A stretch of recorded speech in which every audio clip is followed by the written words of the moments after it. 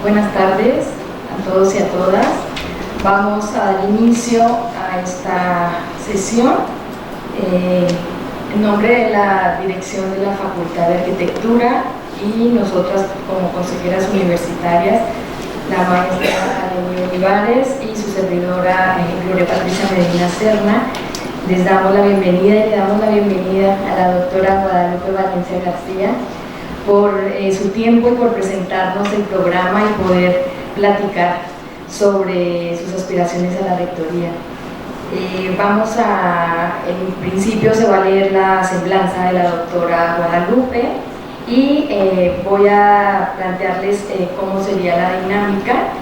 Una vez que se lea la semblanza, pasamos la palabra a la doctora, expondrá su programa y una vez que ya termine tenemos la posibilidad de plantear preguntas o hacer algunos comentarios y tendremos 2 minutos para hacer nuestros planteamientos y no sé si juntamos algunas preguntas o de 3 en 3 nos vamos organizando para que ella vaya solventando las respuestas y así vamos a hacer algunas rondas. Yo creo que máximo como hasta las 2:30 yo creo, ¿no? Porque tienen otros compromisos también.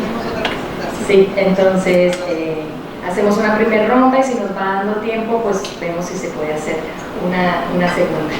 Entonces, bueno, voy a pasar el micrófono a la maestra Leslie para leer la semblanza. Gracias.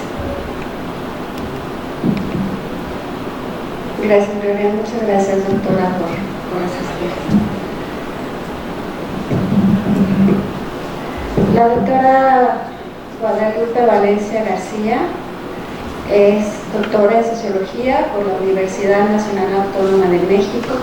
Es investigadora titular C, definitiva en el Programa de Investigación en Ciencias Sociales y Literatura del Centro de Investigaciones Interdisciplinarias de Ciencias y Humanidades. En diciembre de 2019 fue designada coordinadora de Humanidades por el rector de la universidad, Dr. Enrique Grau Richter. Desde hace más de una década, sus líneas de investigación son el tiempo social, los usos y discursos temporales y su relación con las identidades sociales. Es especialista en sociología del tiempo y cuenta con una consolidada trayectoria académica. Pertenece al Sistema Nacional de Investigadores en el nivel 3. En junio de 2022, el Consejo Latinoamericano de Ciencias Sociales, CLACSO, le otorgó un reconocimiento por su destacada trayectoria académica y sus aportes en la investigación y el desarrollo de las ciencias sociales en América Latina y el Caribe. En 2009 recibió la medalla Sor Juana Inés de la Cruz. La doctora Valencia es integrante de la Academia Mexicana de Ciencias, es cofundadora y coordinadora del Seminario de Estudios sobre el Tiempo, un espacio académico conformado por estudiantes, docentes e investigadores provenientes de instituciones nacionales y extranjeras. De enero de 2017 a la fecha, se han efectuado más de 150 sesiones ininterrumpidas. Asimismo, es co-coordinadora del Grupo de Trabajo de Estudios sobre el Tiempo y las temporalidades de CLACSO para el periodo 2023-2025. Ingresó como docente a la Facultad de Ciencias Políticas y Sociales de la UNAM en 1986 y al CEICH en 1988. Fue secretaria técnica y secretaria académica de dicho centro entre 1992 y 1994 durante la dirección del doctor Pablo González Casanova. En esos años participó activamente en el proyecto Las Entidades Federativas, Sociedad, Economía, Política y Cultura, en cuyo marco produjo varios trabajos sobre Guanajuato. Entre junio de 2012 y diciembre del 2015, fungió como coordinadora del programa de posgrado en estudios latinoamericanos en la misma UNAM, logrando introducir sensibles y notorias mejoras durante el tiempo de su gestión. A partir de marzo del 2016, la doctora Valencia asumió el cargo de directora del Centro de Investigaciones Interdisciplinarias en Ciencias y Humanidades. Ha sido profesora universitaria desde hace más de 3 décadas, ha impartido cerca de un centenar de cursos en México y en el extranjero sobre metodología de la investigación social y problemas del conocimiento en las ciencias sociales, en literatura y posgrado. Forma parte del padrón de tutores de los posgrados en estudios políticos y sociales y en estudios latinoamericanos de la UNAM, así como en otros posgrados nacionales y extranjeros. Ha participado en la revisión y evaluación de más de un centenar de tesis de licenciatura, maestría, doctorado. Al mismo tiempo ha sido jurado en 18 exámenes de candidatura. Cabe destacar que ha sido invitada como conferencista en México y en el extranjero en más de 100 ocasiones. También ha participado como ponente en más de 80 reuniones académicas nacionales e internacionales. De la misma manera, ha organizado y coordinado más de 40 eventos académicos. En los más recientes colaborado con el Center for Apocalyptic and Post-Apocalyptic Studies de la Universidad Heidelberg y Barcelona, Time Use Initiative for a Healthy Society. Ha sido integrante de múltiples comités académicos y editoriales, así como de comisiones evaluadoras y dictaminadoras. También fue representante de los investigadores del CEICH ante el Consejo Técnico de Humanidades durante 2 periodos. En el curso de su trayectoria académica, la doctora Guadalupe Valencia ha publicado 3 libros como autora, 1 como coautora, 11 libros como coordinadora y 1 como compiladora. De la misma manera, ha publicado 32 capítulos en libros, 28 artículos en revistas arbitradas, 2 cuadernos de investigación y 17 prólogos e introducciones. Adicionalmente, colaboró en la edición de 15 libros. Cabe destacar que la doctora Guadalupe Valencia co-coordinó una importante colección de 15 volúmenes titulada La década COVID en México, los desafíos de la pandemia desde las ciencias sociales y las humanidades. Entre sus principales publicaciones se encuentran Tiempos mexicanos, entre cronos y kairos, las formas del tiempo sociohistórico, y Guanajuato, sociedad, economía, política y cultura. En coautoría, El futuro como esperanza, así como un buen número de capítulos y artículos sobre el tema del tiempo, publicados en libros colectivos y en revistas nacionales y extranjeras. Es coordinadora además de los libros Futuros en disputa, las narrativas sobre el porvenir, Compartir el tiempo, reflexiones intempestivas, Las voces del tiempo, diccionario de citas, Contemporaneidades, Cómo pensar las ciencias sociales hoy, El tiempo en las ciencias sociales y las humanidades, Tiempo y espacio, miradas múltiples y epistemología y sujetos, algunas contribuciones al debate. En 2018, el libro Cronos y Kairos, Las formas del tiempo sociohistórico, se ha reeditado en versión ebook. Le damos la palabra a la doctora. Bienvenida, muchas gracias. Gracias, muchas gracias por la invitación y a todas y todos los que están aquí. Agradezco la muy generosa presentación que hicieron de mi persona y me gustaría tomarme, si acaso, media hora, cuando mucho, para exponerles mis propósitos como aspirante a la rectoría, y porque más bien me interesa, y vengo preparada para ello, escuchar sus preguntas, desde luego resolverlas si las tuviera, pero también sus aportaciones, sus comentarios, sus contribuciones, que es lo que he venido recogiendo también en las presentaciones que he hecho. Y en anteriores presentaciones les he solicitado su permiso y siempre me lo han dado, lo solicito también a ustedes, para leerles una semblanza más íntima, más personal, que les haga saber quién soy y por qué estoy aquí hoy con ustedes y por qué quiero ser la primera rectora de nuestra universidad. No me llevará mucho tiempo, lo haré más rápido si lo leo, que si se los platico es apenas una cuartilla y media, y es lo que constituye el preámbulo de mi plan de trabajo. He tenido la fortuna de ser parte del UNAM desde hace casi 40 años. Confieso que he vivido en ella y con ella los mejores años y algunos de los más bellos momentos de mi vida como docente, como investigadora, como coordinadora de un programa de posgrado, como directora de un centro de investigaciones y ahora como coordinadora de humanidades. Cada día se acrecienta mi asombro por el conocimiento que aquí se crea y se transmite, por el arte que se despliega en miles de formas y ante los innumerables servicios que el UNAM en muchos terrenos presta a la nación. pero es sobre todo la presencia resonante y alegre de quienes pueblan mayoritariamente nuestra UNAM, los estudiantes, la que más me maravilla y entusiasma. Provienen la gran mayoría de familias que no son pudientes y que se han esforzado por impulsar a sus hijos a la universidad. 8 de cada 10 pertenecen a hogares de bajos ingresos. Me enorgullece que los recibamos año con año para que continuemos siendo factor decisivo de movilidad y de capilaridad social. Me conmueve ser parte de una institución que conjunta un enorme prestigio académico, reconocido en rankings internacionales, con servir como referente de identidad de tantos mexicanos que aman a la UNAM porque es parte de su historia, ahora de sus familias.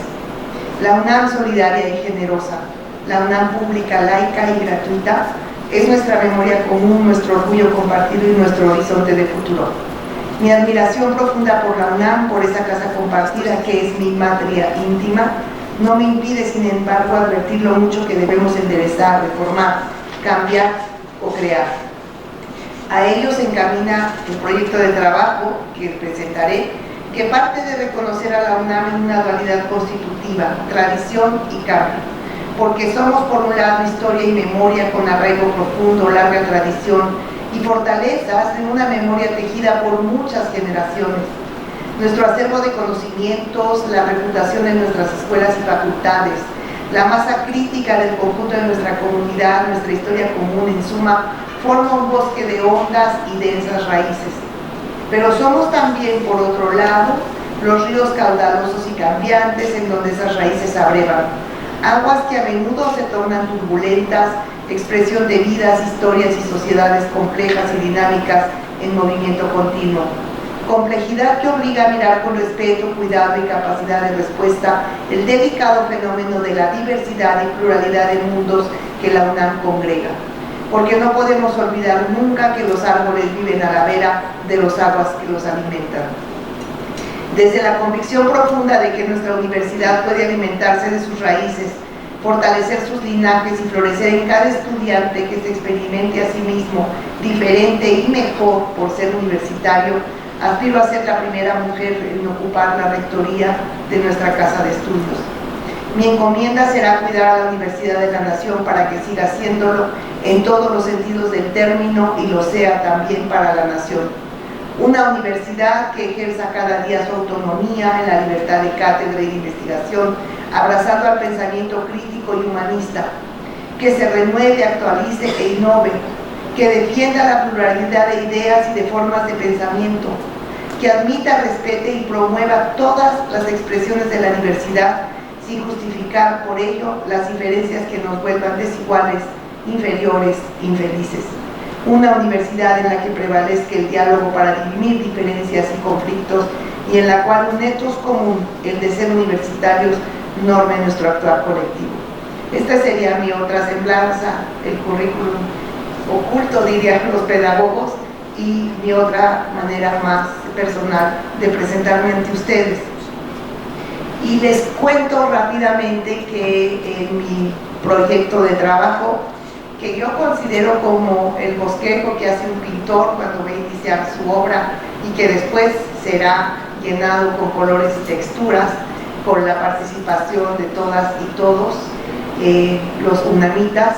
En este esbozo, bueno, tengo algunos capítulos, pero el central, el más importante, es el de la docencia, y que le llamo yo la tarea principal, la docencia y formación de jóvenes, con especial énfasis además en la educación media superior, esto es en nuestras preparatorias y bachilleratos. Además de que en esta tarea principal, la docencia, se condensan muchos de los problemas que hoy están sobre la mesa en la universidad. Uno de ellos, la ampliación de la oferta educativa. Yo creo que la UNAM no puede admitir cada año 200 y pico mil estudiantes más, aspirantes más, pero sí puede incrementar, primero mantener el aumento de la matrícula que ha sostenido y que ha subido un 50% de 20 años para acá. En segundo lugar, puede incrementar moderadamente, en algunos casos y menos moderada en otros, la matrícula por la vía de la educación a distancia. Ya sabemos que no para todas las carreras se puede estudiar en educación a distancia o universidad abierta, pero sí para muchas de ellas, y el bachillerato a distancia pues ya también es una tradición en nuestra universidad. También pienso que podríamos inaugurar un bachillerato de artes, ciencias, humanidades y tecnologías que pudiese tener el sello UNAM, el prestigio UNAM, el diseño UNAM, que en otras palabras, que esté incorporado a la UNAM, pero que no esté ni financiado ni operado por la UNAM, sino por las secretarías de educación de gobiernos estatales o del gobierno federal. Creo que esto es posible siempre y cuando logremos un acuerdo con los gobiernos que nos permita hacerlo. Hay cientos de escuelas incorporadas a la UNAM, pero son escuelas privadas, y yo quisiera extender esto a que creemos escuelas públicas con decía yo, sello UNAM, pero no financiadas por nosotros. También podríamos crear algunas escuelas, algunas universidades incorporadas, muy pequeñas en algunas regiones, atendiendo a la vocación de la región, con carreras que tuviesen una salida laboral en función de la vocación científica, tecnológica, industrial, agropecuaria, cultural, de la propia región. Entonces, creo que podemos hacer esto. También creo que, bueno, esto en términos de la ampliación de la oferta educativa, creo que tenemos que ir hacia la simplificación de la gestión escolar, que tenemos que lograr con las plataformas que tenemos y con los colegas tan capacitados en temas que tienen que ver con la gestión de plataformas y de, en fin, podríamos realmente hacer una simplificación de la gestión en beneficio de los estudiantes. Podríamos también, tendríamos que en este rubro de la docencia atender la problemática de los profesores de asignatura, que como bien sabemos son la mayoría y son los que sostienen una gran parte de la docencia en nuestra universidad. Yo allí no puedo ni prometer nada ni ofrecer una salida, porque creo que no hay una salida, que tendría que haber varias salidas, tantas como las situaciones que la heterogeneidad del fenómeno de los profesores de asignatura admita. Estamos hablando de un universo muy heterogéneo que merece un diagnóstico preciso para encontrar las salidas, algunos con medios tiempos, el concurso por las definitividades, algunos tiempos completos y qué sé yo. Algunos más de los profesores de asignatura, si tenemos éxito con esta articulación con los gobiernos, podrían ser parte de estas nuevos bachilleratos y nuevas universidades como profesoras y profesores de tiempo completo. Me preocupa mucho el tema de la violencia de género, de la seguridad y de la sostenibilidad. De la sostenibilidad de los estudiantes, de la sostenibilidad de las aulas, de la educación, de la relación que se verifica en las aulas, de la sostenibilidad de la universidad, de la sostenibilidad del planeta mismo. Entonces, creo que todas estas problemáticas tenemos que atenderlas, tenemos que seguir atendiendo la violencia y la violencia de género por las vías que se han establecido y que podríamos evaluar y mejorar. Pero tenemos que ir por una dimensión más pedagógica y preventiva. Y yo aquí lo que propongo es, bueno, primero reconocer lo que ya hay, evaluarlo y de ser posible ampliarlo. Lo que ya hay son materias transversales en temas de interculturalidad, en temas de masculinidades, en temas de género. Estas las tendríamos que generalizar aún más, pero propongo que instauremos formas pedagógicas más que no nos lleven toda un ciclo escolar, sino que sean talleres participativos en donde se discuta la seguridad, se discuta la violencia, se discuta la sostenibilidad, se discuta la interculturalidad, se discutan las formas de discriminación que a veces tanto daño nos hacen, y entonces logremos desde la media superior que tengamos alumnos y profesores, desde luego, con nuevas sensibilidades para que cuando pasen a la universidad sean personas que han desmontado el mandato de la masculinidad, que han desmontado el patriarcado, que ya no normalizan más ninguna forma de violencia, que reconocen violencia de género incluso en chistes misóginos y en expresiones discriminatorias, y que ya no están dispuestos a tolerarlo, y que además están dispuestos a hacer a instaurar, a diseñar formas creativas para afrontarlo. Y a estas formas creativas en todos estos temas yo le llamo la agenda de los cuidados, un nuevo etos universitario que sería una agenda de los cuidados recíprocos, mutuos, solidarios, empáticos. No creo que ninguna de estas problemáticas la pueda resolver una autoridad por más interés que tenga en hacerlo, si no es con el concurso, con el concierto de las y los involucrados, en este caso de nuestros estudiantes. Dejo después para los comentarios, preguntas y respuestas más temas que tienen que ver con docencia, pero quiero pasar al tema de la investigación,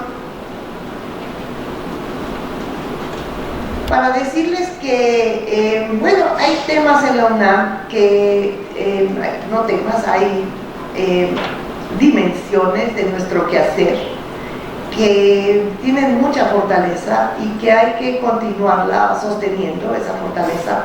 Una de ellas es de investigación y generación de conocimientos, y creo que aquí nos falta ir hacia una mayor incidencia social en algo que llamo yo la UNAM de cara a la sociedad. Creo que debemos mejorar la normatividad de la propiedad intelectual y la transferencia tecnológica. Creo que se debe defender con todo a todas las disciplinas y a todas las formas de generar conocimiento en nuestra universidad. De la misma manera que defiendo la existencia y el desarrollo y el cultivo de la filosofía, del pensamiento crítico, de la poesía y de la literatura, con el mismo énfasis defiendo el desarrollo de la ciencia básica, de la ciencia de frontera, esa que parece pura especulación y pura elucubración, pero que es ciencia que después redunda en desarrollos tecnológicos que a su vez van a ser de beneficio social. Me refiero solo a un caso, los desarrollos que ha hecho la astronomía para poder mirar el universo, que hoy nos dan muchos beneficios en la medicina, porque sin estos desarrollos que parten de la astronomía no tendríamos ni resonancia magnética, ni tomografía computarizada, ni muchos otros instrumentos que nos permiten mejorar la atención a la salud. Y creo que es muy difícil hablar de soberanía nacional en un momento de globalización como el que estamos viviendo, pero que sí podemos, mejorando esta normatividad, sí podríamos soñar con mayores y mejores grados de soberanía en materia de alimentación, en materia de salud, en materia de ciencia, en materia de desarrollos tecnológicos para la arquitectura y otros muchos más. Quiero seguir impulsando el diálogo virtuoso entre ciencias, humanidades y artes, que ya se está dando. Otro capítulo de mi proyecto se refiere desde luego a la perspectiva de género. Creo que podríamos estudiar la posibilidad de que la coordinación sea una secretaría y que esa secretaría tenga mucho mayores atribuciones y alcances que los que tiene hoy la coordinación. Y digo estudiar porque con la directora del Instituto de Investigaciones Jurídicas, quien fue abogada general, he venido platicando sobre la manera en que, por ejemplo, las sanciones puedan ser sacadas de las manos de los directores para ser asumidas por otras instancias. Pasamos al otro capítulo. Voy rápido porque realmente los quiero escuchar a ustedes. Y ¿qué es el de la democracia deliberativa? Yo sostengo que en la UNAM sí hay democracia, pero que merece revisarse y mejorarse.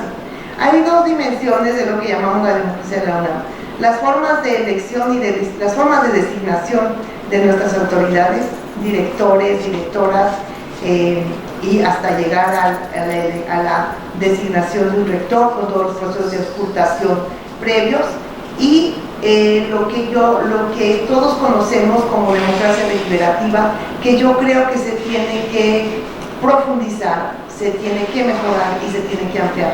Y tenemos además que mejorar la relación entre la democracia deliberativa y la democracia representativa, que hace que lleguen representantes que a veces no están plenamente representados porque hay sub y sobre representación, que es algo que tenemos que revisar, y que lleguen con muy poca votación, lo cual aleja la legalidad de la legitimidad, y todo ello creo que merece ser revisado. Pero yo desde ahora digo, yo no creo que una designación de rector se tendría que dar por la vía del voto universal, secreto y directo, como hacemos votaciones en el país. Creo que tenemos que buscar mecanismos de mediación entre los órganos colegiados, que tenemos que hacerlos realmente más participativos, y la Junta de Gobierno que designa autoridades. Pero bueno, es un gran tema. En temas de cultura, creo que somos también nos podríamos asemejar a una Secretaría de Cultura de cualquier país o de nuestro propio país, pero sí creo que tenemos que incorporar nuevos formatos, manifestaciones, de nuevas formas de expresión más acordes con las sensibilidades artísticas y culturales de los jóvenes. En las entidades donde tenemos ENES, creo que podemos formar orquestas juveniles en sedes locales, generar mayores contenidos para redes sociales, etc. Estoy hablando de lo que a veces personalizando, pero quiero parar un momento para aclarar que todas estas ideas han sido discutidas y han sido debatidas con colegas y que forman parte de lo que comenzó como una lluvia de ideas y que después fue alcanzando su denominación como la agenda de los cuidados, el etos, el universitario y todas estas cuestiones que les vengo planteando.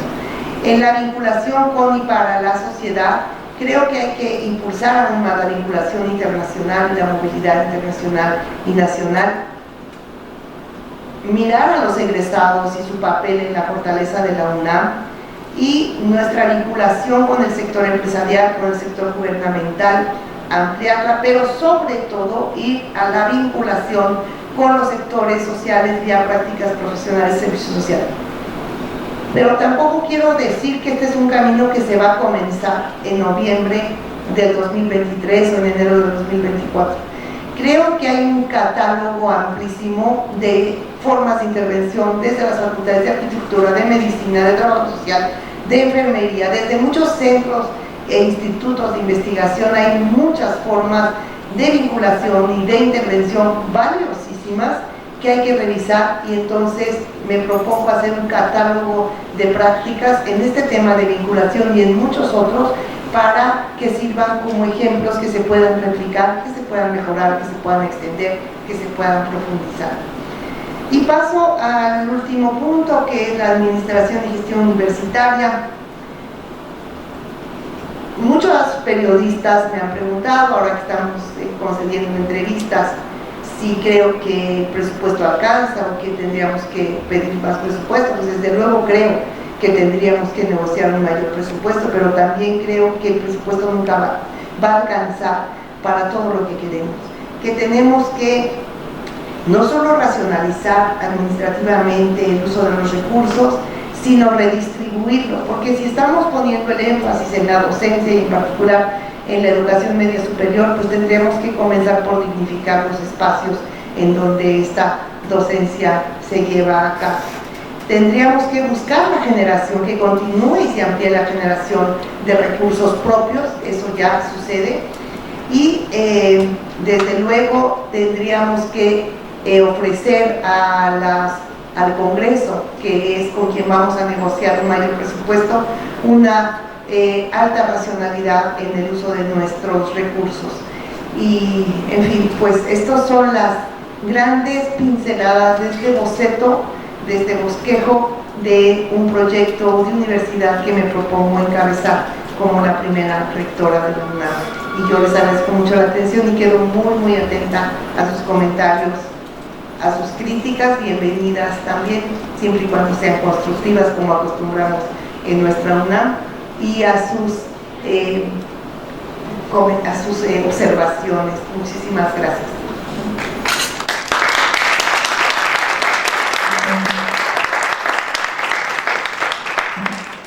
Gracias, doctora. Pues abrimos el micrófono para preguntas, comentarios. ¿Quién se anima? Luis, gracias Luis. Dices tu nombre, por favor, para la doctora Luis Manuel Gras del Instituto de Investigaciones Estéticas, colada. Bienvenida, gracias. No, me gustó mucho tu presentación, creo que responde a muchas discusiones que en diversos momentos se han tenido en diversos foros, en algunos de los cuales hemos compartido. Y eso me lleva a decir que me parece fantástico que en este proceso, cosa que antes prácticamente no se hacía, todos los candidatos no solo hayan presentado y hayamos tenido acceso a sus planes y proyectos, sino que los presenten y que tengamos esta posibilidad de diálogo. Y en esta posibilidad de diálogo yo quisiera preguntarte, porque tiene que ver con esto de la Universidad de la Nación. Me tuve que salir a contestar una cosa, no sé a qué lo hayas dicho en ese momento. ¿Qué piensas para el fortalecimiento o crecimiento, o, en fin, de las ENES? ¿Qué es lo que nos ha ganado el término de Universidad de la Nación? Más allá de algunos institutos que están a lo largo y ancho por diversos motivos, veterinaria animal del trópico tiene que estar en Veracruz, en fin, ese tipo de cosas, pero las ENES y esa representación de la educación universitaria fuera de este centro. Sí, con mucho gusto. No sé si alguien... Javier Cortés, Facultad de Arquitectura. A mí me parece muy interesante el planteamiento de la ampliación el efecto de la Universidad Nacional a través de nuevas instituciones, no necesariamente de la propia universidad, pero sí con un vínculo con la universidad. Me parece que es un planteamiento interesante y viable. Otro punto que me pareció muy interesante es la cuestión de fortalecer la cultura en las ENES. O sea, que en las ENES se fortalezca la cuestión cultural en las ENES. Yo creo que yo estoy de acuerdo con la doctora Graf en que las ENES son en mucho parte del futuro de la institución y hay que fortalecerlas de distintas maneras, y una de ellas es hacerlas fuertes en la parte de la cultura.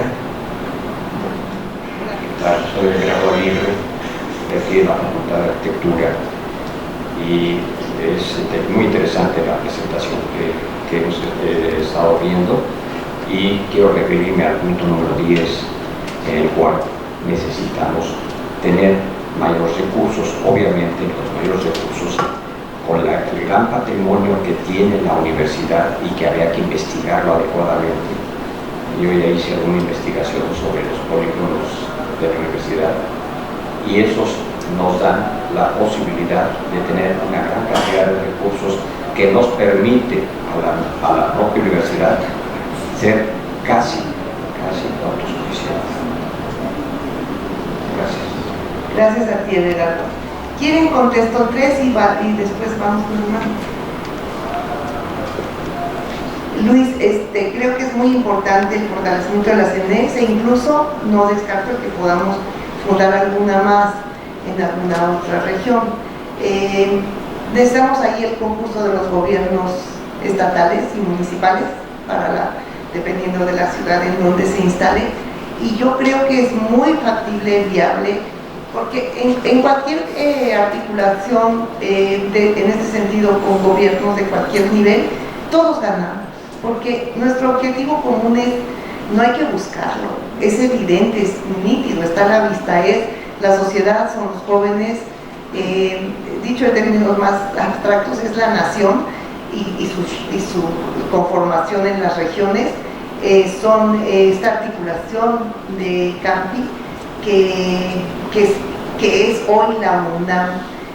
Nos obliga a mirar a la UNAM de otra manera, ya no como esta ciudad universitaria que tanto amamos, sino que tenemos que hacer realmente un esfuerzo por imaginárnosla ya de otra manera, como un conjunto articulado de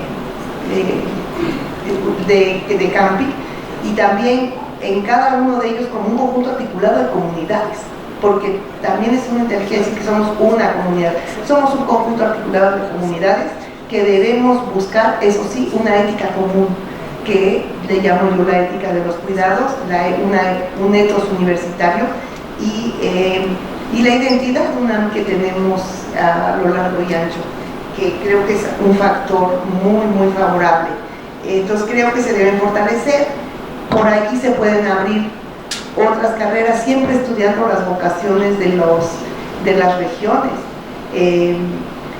Incluso, bueno, están sucediendo cosas interesantísimas. Hay estudiantes que no lograron entrar a la ciudad universitaria o a las FES de la zona metropolitana y se han ido a Mérida a estudiar carrera allá porque sus padres les han dicho: Mérida es ciudad segura, te puedes ir allá, y tienen beca y trabajan un poco y se las arreglan y están logrando su sueño por allá. Entonces también tenemos esa otra virtud de que está siendo una salida para algunos estudiantes, pero te doy la razón, hay que fortalecerla.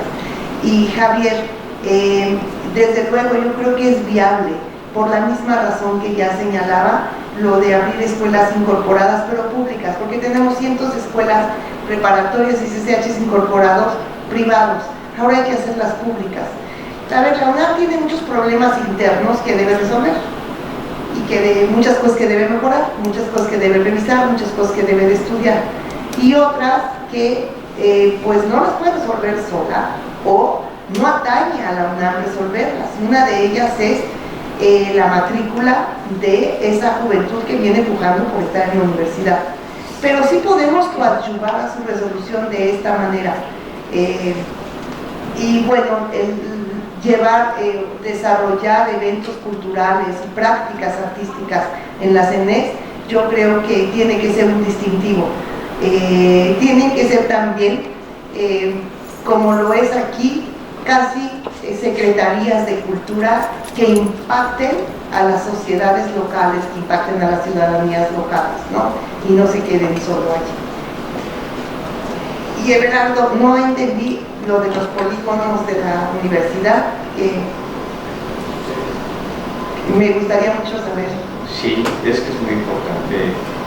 Todos los polígonos de la universidad tienen invasiones y esas invasiones habría que respaldarlas. Existe un ejemplo aquí cerquita en la zona que se respalda. Sin embargo, yo les puedo comentar que tenemos 52 hectáreas todavía en el polígono universitario de la ciudad universitaria y lo traté de alguna manera ya con el rector actual y hay posibilidades de manejar las cosas para la universidad. Esos recursos pueden ser muy importantes porque no nada más está la ciudad universitaria que yo de alguna manera estudié, sino que está invadida en toda la república, hay invasiones. Entonces esos recursos hay que acercárselos a la universidad nuevamente, porque sí se vale que no hagan este tipo de situaciones y que invadan impunemente a la universidad. Hay que tener cuidado con eso. Gracias. Al contrario, pues aquí está la doctora Luis Noel, que es quien resguarda, ¿no es cierto? El campus nada más. Ajá. Pero es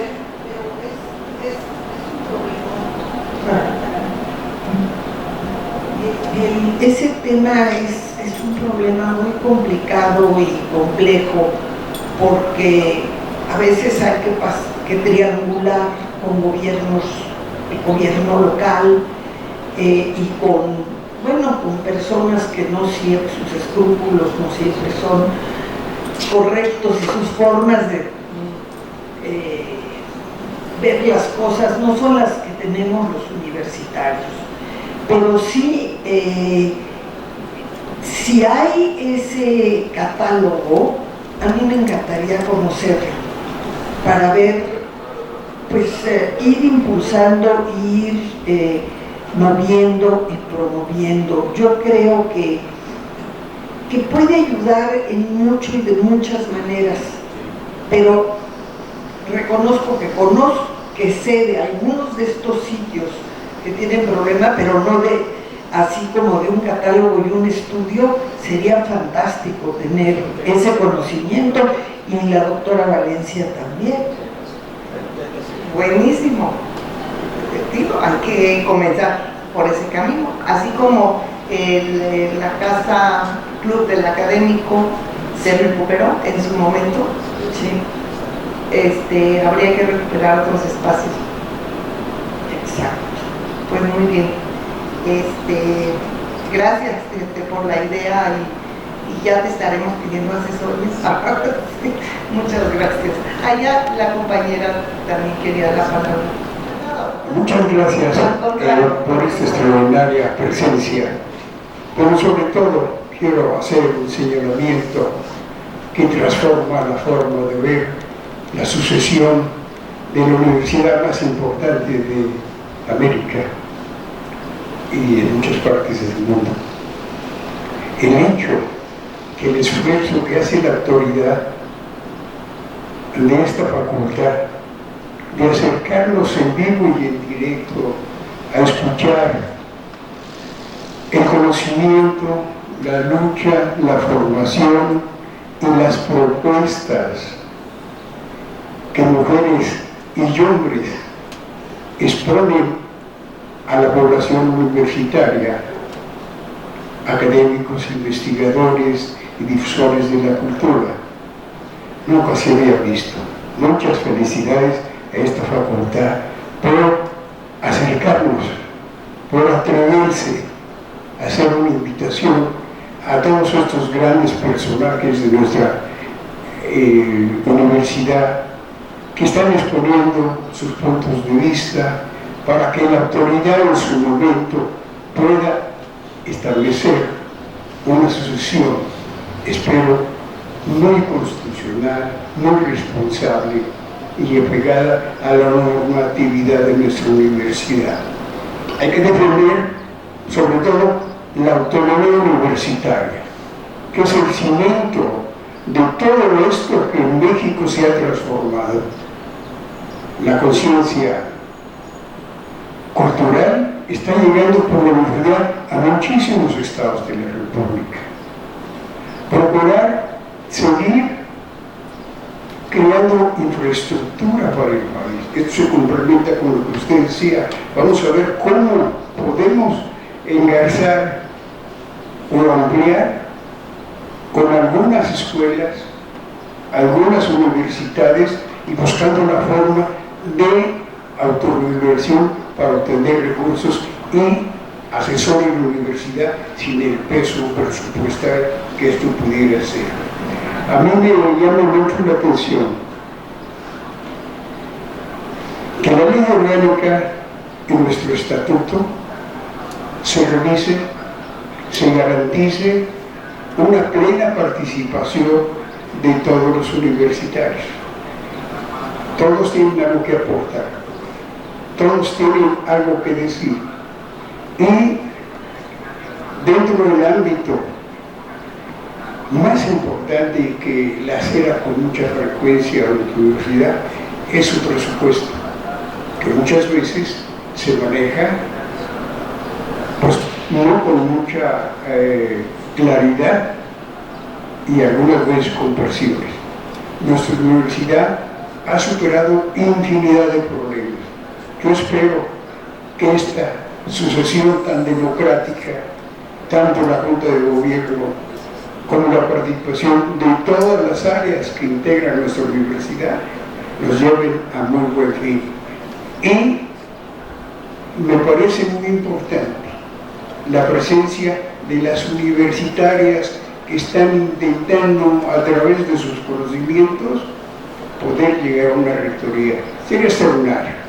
Tenemos a nivel nacional visiones donde las mujeres han aportado y seguirán aportando. No discriminamos a los hombres, pero que haya un piso parejo para que esto sea bien analizado. Yo quiero nada más, para concluir, estoy muy emocionado primero por este esfuerzo y escucharla de viva voz. En el aspecto que lacera también a nuestra universidad, por el aspecto de la aportación de los estudiantes, las cotas universitarias. ¿Cuál será el trato? Yo soy partidario de que nuestra universidad siga abriendo en estas circunstancias en que actualmente estamos las aportaciones para que el pueblo que manda a sus hijos a buscar el conocimiento y la superación intelectual para mejorar el bienestar de gran parte de la población se siga haciendo, que se tenga cuidado para que podamos de alguna manera seguir siendo la universidad más importante de la nación. Y la nuestra, y otro gusto importante que me da que maestros eméritos de esa facultad y de muchos institutos estén presentes con ese interés que nos llama en este 23-24 a tener la mejor elección de nuestra casa de estudios. Muchas gracias. Le agradezco mucho y estoy de acuerdo en todo lo que ha dicho. Hola, Mónica García, de aquí de la Facultad de Arquitectura. Comentó en su presentación que tiene la intención de cambiar la coordinación de género por una secretaría. Me gustaría saber el enfoque del tema de género en un sentido transversal, cómo lo visualiza usted, sobre todo cuál es su postura para el tema de las diversidades y sobre todo cómo sería la conciliación con los movimientos feministas que existen actualmente tanto en las facultades como en el doctorado. Esa es como mi pregunta. Gracias. Si no hay nadie más. Bueno, son los movimientos feministas de las estudiantes a los que les debemos estas transformaciones de nuestro UNAM, que no son perfectas, que se pueden evaluar y mejorar ciertamente, pero creo que les debemos este impulso y esta nueva sensibilidad. Creo que hay que hacer un trabajo muy importante, ya lo decía yo, de sensibilización con profesoras, profesores, chicas y chicos. Tenemos que lograr que los profesores de cierta edad incorporen muy bien, por su propio beneficio,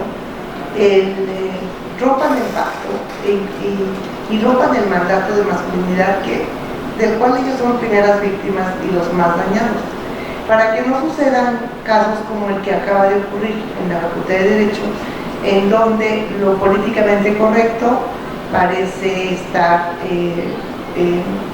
vigente para un micrófono abierto, pero se olvida es algo políticamente correcto, pero no asumido con convicción profunda, que es a donde tenemos que llegar.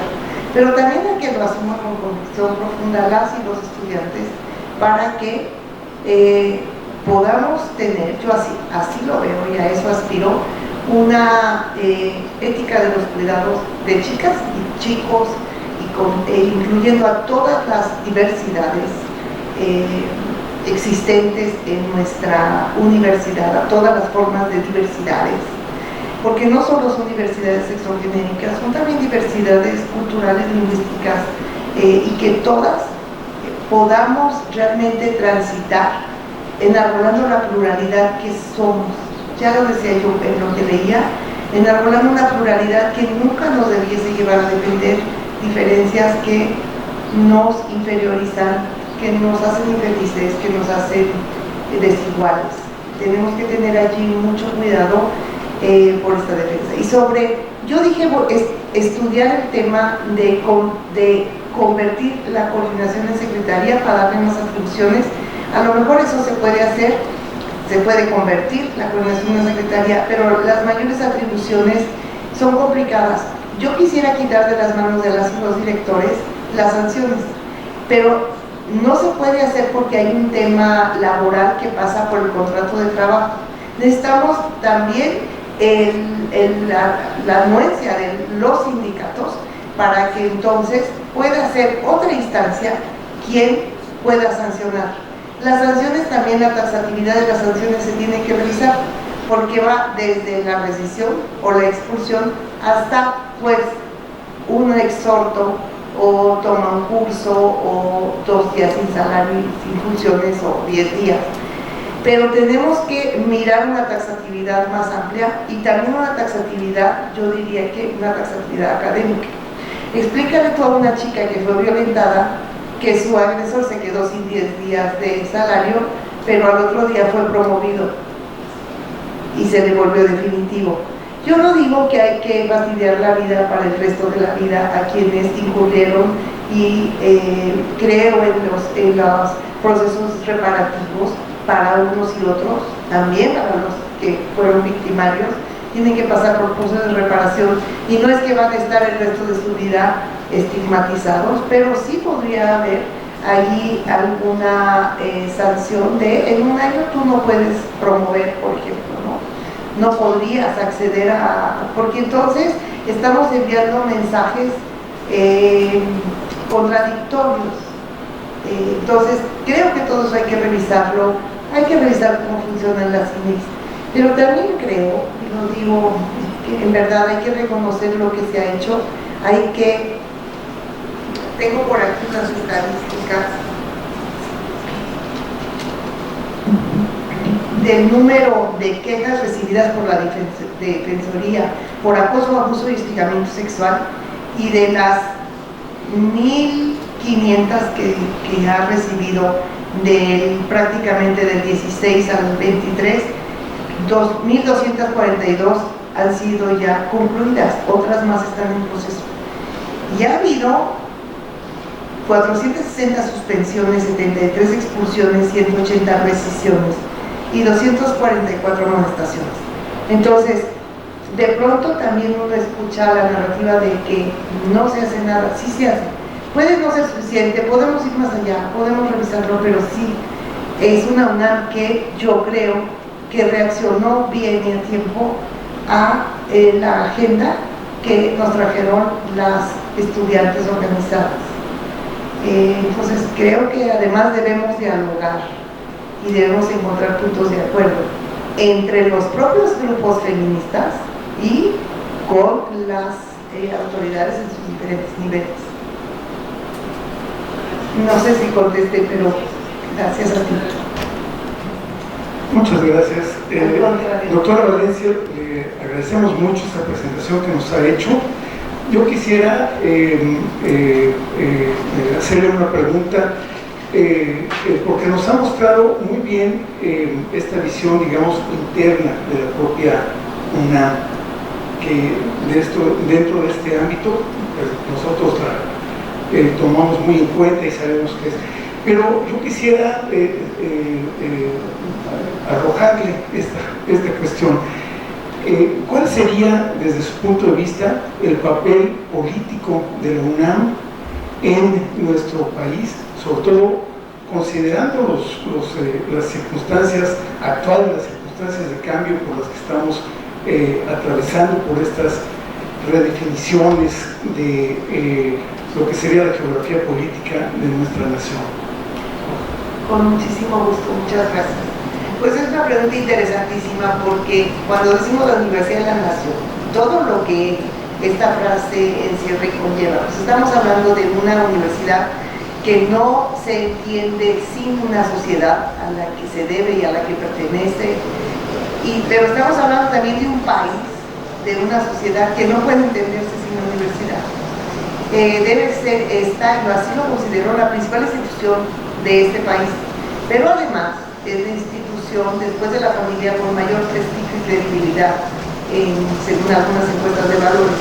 Y eso se torna muy importante porque eso nos convierte también en un referente o, como lo dijo la candidata Rosaura Ruiz hace 8 años, la reserva moral de la sociedad. Entonces, viendo todo ello, no somos un referente, somos un aparador, somos una mirador para ser mirados y para mirar desde aquí. Y quiero plantearlo, y bueno, y creo que debemos asumirnos plenamente con este peso que tenemos y este papel que tenemos para poder entonces negociar con quien haya que negociar, para lograr las cosas que queremos, porque no es solicitar a favor de la UNAM más recursos o convenios o acuerdos o mecanismos, todo eso se solicitaría siempre en favor de lo que ya mencioné, de la mejora de la sociedad, de la atención de los grandes problemas sociales. Además de esta metáfora que leí yo me imagino que la UNAM es un bosque de ahuehuetes muy grandes, muy viejos, que también tienen hijos desde luego, pero que se muere ese bosque si no vive al lado del río, y ese río a veces turbulento, a veces un río caudaloso. Esa es la sociedad de la que se alimenta y sin la cual no se podría entender la UNAM. Pero hay otra metáfora que muchos de nosotros traemos a veces a colación, que es la de la UNAM como un espejo o como el microcosmos de la nación. Uno suele decir, ¿quieres ver al país? Asómate a ver la UNAM, y toda la complejidad, pluralidad, diversidad del país está aquí expresada. Todo sucede aquí, es como un microcosmos, es un espejo de la nación. Y yo quisiera plantear que nosotros pudiésemos ser un espejo que reflejara, que otorgara a la nación, a la sociedad, una mejor visión de sí misma, una mejor versión de sí misma. Pero esto no va a ser maquillando la realidad ni por arte de magia. Si aquí también hay violencia, inseguridad, drogadicción y muchos otros problemas, es justo porque somos una universidad abierta a la sociedad, pero no solo por un campus central precioso y abierto, sino que somos una metáfora de una universidad en verdad abierta, permeable. Somos factor de movilidad, sí, pero también de capilaridad social. Entonces, en ese espejo no nos va a regresar una mejor imagen a la sociedad de sí misma, si no es que procuramos por lo menos dos cosas. Una, ser ejemplares para la sociedad, en muchos sentidos. En que aquí la violencia de género disminuye o está en vías de erradicación. En que aquí no hay discriminación por clase, raza, género. La palabra raza ya no está en uso, pero digamos que no hay discriminación racista, clasista, o por preferencias sexuales o por cualquier otra condición que nos permita diferenciarnos en un sentido positivo de darnos identidad. Que aquí es un lugar seguro. Algunos chicos así lo expresan cuando dicen: la UNAM es mi casa, nuestra casa común es mi lugar seguro. Tenemos que procurar que lo sea y lo siga siendo. Tenemos que mostrar a la sociedad formas de ser democráticos, no corruptos, formas de llegar a arreglos por la vía del diálogo. Eso siempre lo quiso Pablo González Casanova, no solo cuando fue rector, siempre dijo el diálogo como forma de resolver los conflictos. Tenemos que ser un ejemplo para la sociedad. Y al mismo tiempo tenemos que asumir algo que no es medible, pero yo creo que es muy real, que desde la UNAM nosotros somos correas de transmisión hacia la sociedad por la vía de las familias. Yo en las ceremonias de ingreso, de bienvenida a los estudiantes, donde se comen el mundo ese día porque acaba de entrar a la UNAM, y es el gran sueño de ellos, de sus familias, hecho realidad. Creo que me imagino a esos chicos en esos primeros días Primero hay que seguir alimentando su ilusión, no hay que desilusionar a esos chicos que vienen con todo el entusiasmo para ser parte de una identidad unamita, que vibra cuando se echa un Goya. No hay que desilusionarlos y hay que lograr que ellos, yo me los imagino llegando a cenar a su casa o el domingo en la comida familiar, diciendo al tío, al padre que han aprendido que el mandato de la masculinidad es un fardo pesado, y entonces la familia diciendo, ¿qué quieres decir con eso? Pues es lo que aprendí hoy en la prepa, en el CCH. O las tareas de los cuidados no deben recaer solo sobre las mujeres, y eso lo aprendí hoy en mi CCH, o en la facultad de enfermería. O el trato respetuoso que todos nos debemos, o el diálogo para dirimir las diferencias, en fin, muchísimas cosas que serían factibles y no serían factibles. Yo creo que llegan a la sociedad por la vía de las familias, ¿no? Entonces, creo que ese es no es solo nuestro anhelo, es nuestra responsabilidad ser ese espejo de una sociedad mejor. No sé si le respondí o me eché a andar por acá. Primero felicitar pues que esté aquí una mujer para presentarnos el programa de trabajo. Encantada. Y la otra es que es verdad todo lo que hemos escuchado y lo que sentimos por la universidad, pero ¿cuáles son los problemas a resolver que no se dicen?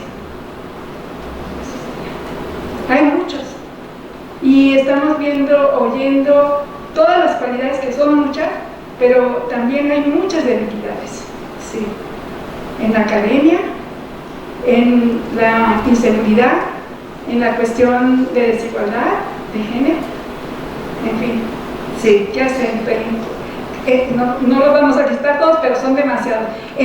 Yo diría, otro gran problema es la democracia, ¿sí? La desigualdad en los tiempos completos, más hombres que mujeres, en fin, hay el presupuesto, hay un sinnúmero de problemas dentro de la universidad. Es un reto fuerte. ¿Cómo? Desde luego, muchísimas gracias por tu participación. Hay dolores visibles y hay dolores no tan visibles, los tenemos que sacar a la luz. Está también la salud emocional después del COVID, incluso los suicidios que los ha habido.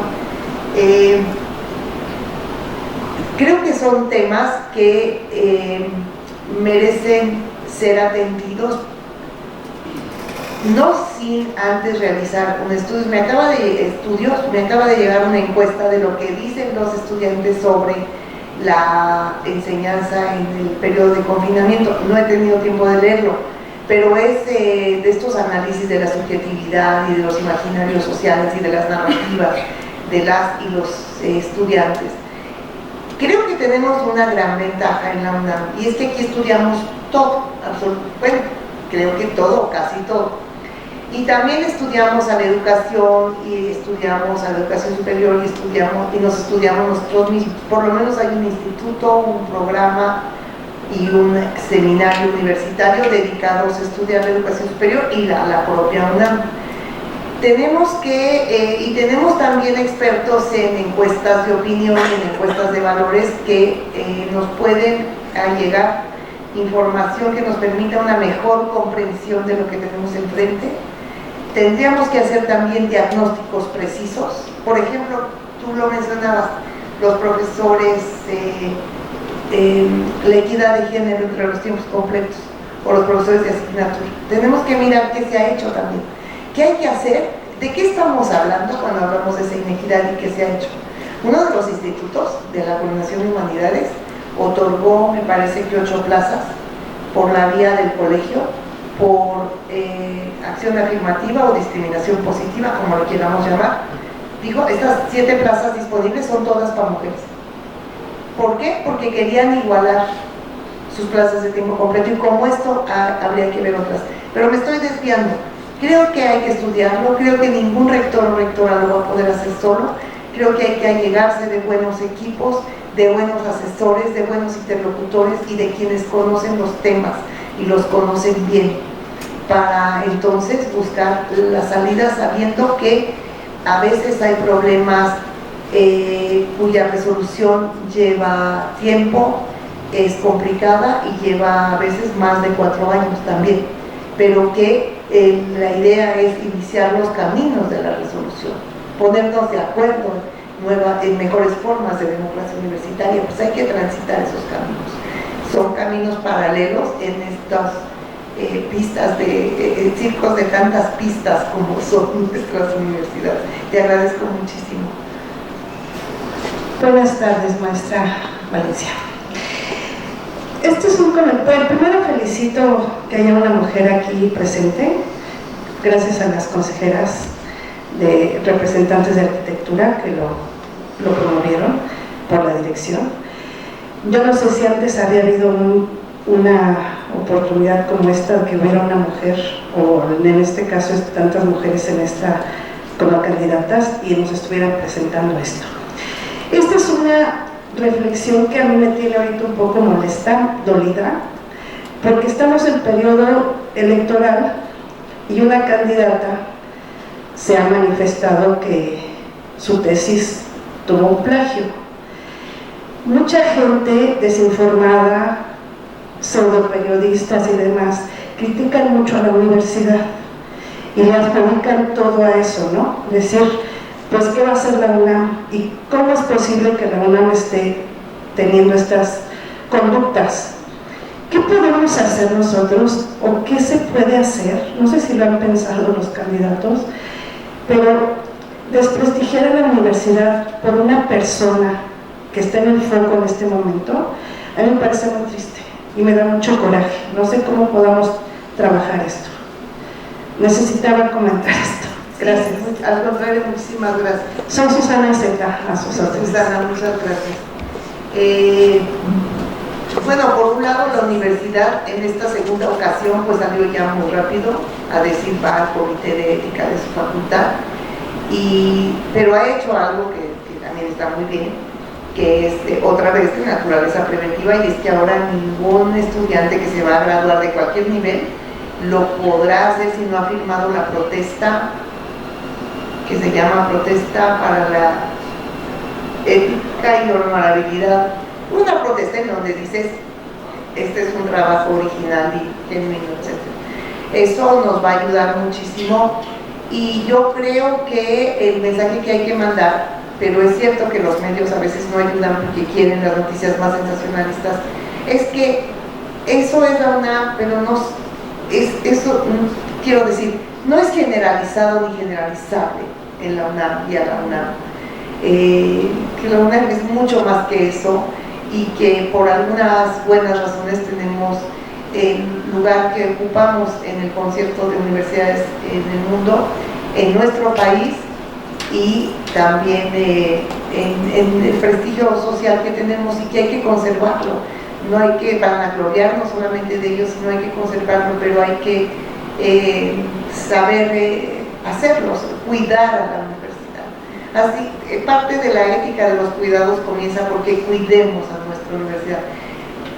En una encuesta de opinión donde se hace análisis de léxico, análisis semántico, se suele decir, usted asocia la universidad con tal. Es lo primero que se viene a la mente, ¿no? Entonces después se analiza eso. La primera palabra que sale que surge en la mente de quienes dicen, para usted una mes, mi casa. Para algunos porque pasamos aquí más tiempo que en nuestras casas, y entonces pues ya no nos falta tener aquí una cama, porque pasamos aquí muchas horas. Para otros porque significa el lugar seguro, y a veces es más seguro que su casa, que su propia casa. Entonces tenemos que cuidar nuestra casa común, así como tenemos que cuidar al planeta, que es nuestra casa común y no tenemos otra. En términos de sustentabilidad, tenemos que también cuidar la sustentabilidad de esta nuestra casa común, que es muchas casas ahora además, ¿no? Y que así hay que verlo, muchas casas y muchas comunidades que pertenecemos a la misma familia. a la que grita Goya, ¿no? Aquí en Mérida. Y gracias por tu observación. ¿Alguien más? Si no, yo aprovecho mi micrófono. Bueno, en principio, antes de mi comentario, quisiera agradecerle porque usted inicia como con la pregunta que por lo menos yo he tenido desde el jueves cuando empezaron a visitarnos los aspirantes a la rectoría, es ¿por qué quiero ser rectora de la UNAM? Entonces me da mucho gusto que nos lo haya iniciado así, que lo haya expresado tan amablemente y abiertamente, ¿no? Aquí con todos nosotros. Me gustaría que ampliara, usted habla de la dimensión pedagógica y preventiva, y allí punteó tres cosas que me parece que no sé qué tan ligadas estén, pero que lo ampliara porque me parecen como tres grandes temas que son la violencia, la seguridad y la sostenibilidad, y las puso en línea. Que nos plantee un poco ahora, sé que ya el tiempo se nos está agotando, que nos abra un poquito esa relación que usted se está imaginando que pueda ocurrir. Bueno, una casa segura como la que aspiramos a tener como casa común tendría que ser una casa en donde no haya violencia. Tenemos que reconocer que la violencia a veces es sutil, soterrada, no tan evidente, y tenemos que desmontarla. Yo creo que es una tarea pedagógica porque tenemos que desnaturalizar, desfamiliarizar lo que hemos naturalizado desde pequeños, no solo en nuestras familias, sino en nuestra sociedad. Finalmente nacemos a ámbitos culturales que nos preexisten y que a veces no ayudan, y por eso hay que hacer una tarea de desnaturalización, como de reconocer que eso no es normal, no es lindo, no es bueno, no es sano. Eso de hacer bullying, eso de reírme del defecto de la compañera, del compañero, si no es bueno en un compañero, mucho menos en un profesor. Que expresarse de alumnas como lo expresó un facultad de química, un profesor de la facultad de química, que fue grabado en el Zoom de la clase, no es permitido, no es permisible en esta universidad, y que nos debe conducir eso a una casa segura, en términos de todo tipo de violencias, desde el bullying hasta violencias de género o acoso sexual, pero también en términos de movilidad, vialidad, y no lo va a hacer solo la autoridad. Tenemos que echarnos a andar, y para echarse a andar con formas creativas de autocuidado, pues los jóvenes están más que hechos para eso. Yo me puse a investigar sobre esto de los cuidados. La OEA con el gobierno de Chile han impulsado incluso en ciertos niveles educativos con adolescentes talleres en donde hay formas de ritualidad, en donde un grupo de hombres y chavas y chavos se puede comprometer con el cuidado mutuo, pero así como se firma para el tema del plagio una protesta, se puede realizar un ritual de compromiso que comprometa a todos a cuidarse unos a otros. Está muy bien el autocuidado, está muy bien, pero tenemos que ir más allá para cuidarnos unos a otros, que sea la solidaridad, la reciprocidad, la empatía, como una forma a rescatar de nuestras relaciones. Esto es una universidad en donde la razón y la emoción, la afectividad, no estén separadas, formen parte del acto pedagógico, del acto educativo, que es la principal tarea de nuestra universidad. ¿Cómo lo voy a hacer? Pues tengo ideas, pero pues nos echaremos a andar juntos, las y los expertos en temas de pedagogía, en temas de intervención social, de intervención pedagógica. Talleres de resiliencia y de salud mental para las poblaciones que están afectadas y que estamos afectadas después del COVID. El COVID pegó duro en esos términos. En fin, creo que podemos hacer muchas tareas que, si son preventivas, nos permitan en 10 años hablar de una baja de este cuadro que yo puse a su consideración del número de denuncias. A eso es a lo que debemos aspirar. Hay institutos donde, por ejemplo, se instauró institutos de humanidades que el nuevo integrante del instituto, el nuevo académico que entra, firma una carta. Su carta, así como se firma la protesta, firma cero tolerancia a la violencia de género. Entonces, si esa persona incurre después en algún acto reprobable, te voy a decir, tú firmas. Es el Instituto de Investigaciones Jurídicas. Porque ellos saben el valor de una firma anticipada para un compromiso anticipado. Entonces, eso son prácticas, y no hay una ni dos, hay muchas prácticas simultáneas, paralelas, que nos pueden conducir a un mejor mundo universitario, a una mejor comunidad, a un ethos comunitario del que todos nos sintamos partícipes y orgullosos. Esa es mi aspiración. Ojalá. Bueno, yo quisiera preguntar, un poco siguiendo lo que el presidente Flores decía del papel político de la universidad, pero yo lo diría ante una situación. La universidad, en el campo de la investigación y muchas cosas que se hacen en la universidad, tiene un pensamiento crítico. Me parece que ese pensamiento crítico debería tener una fuerte relación con la sociedad, en ese espejo que tú llamabas, en el sentido de ver cómo puede, digamos, influenciar en muchos aspectos, en la propuesta inclusive de políticas públicas, que lo ha hecho, pero hay muchos campos de ese tipo. Hay trabajo sobre el futuro de la nación y todo ese tipo que me parece muy importante de papel que es.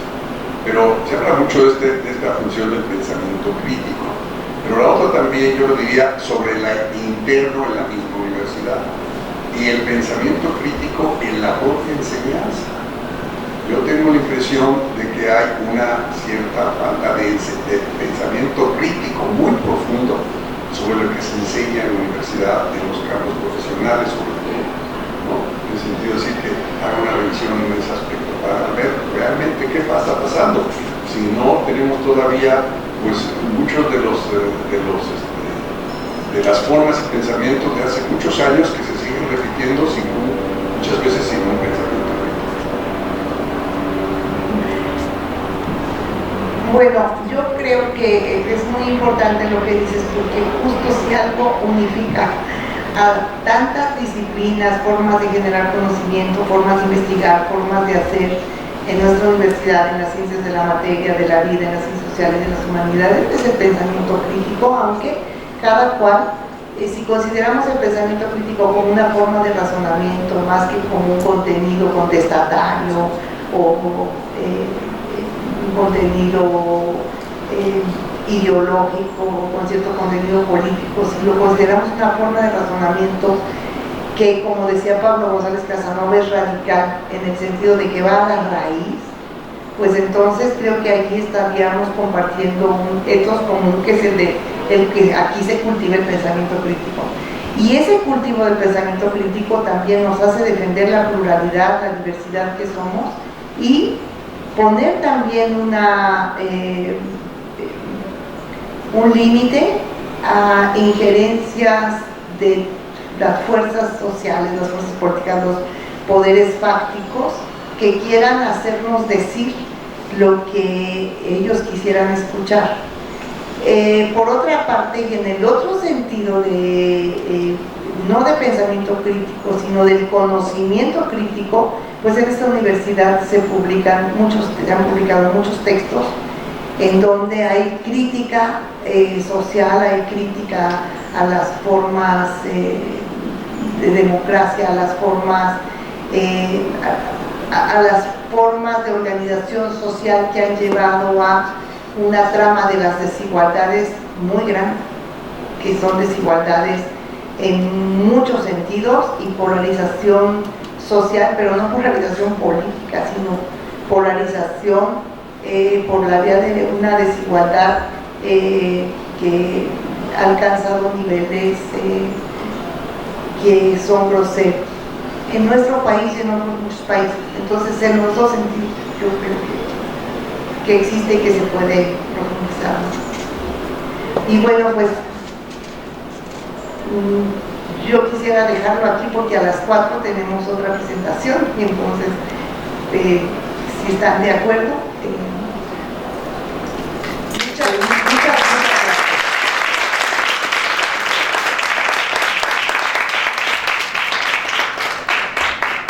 En nombre de la dirección de la facultad, las consejeras universitarias y nuestra comunidad, agradecemos su presencia el día de hoy. Yo soy la agradecida y con todas y todos ustedes por hacerme el favor de escuchar. Muchas gracias. Gracias a todos por la asistencia y a todas. Y los esperamos mañana, nuevamente a la 1 de la tarde. Gracias.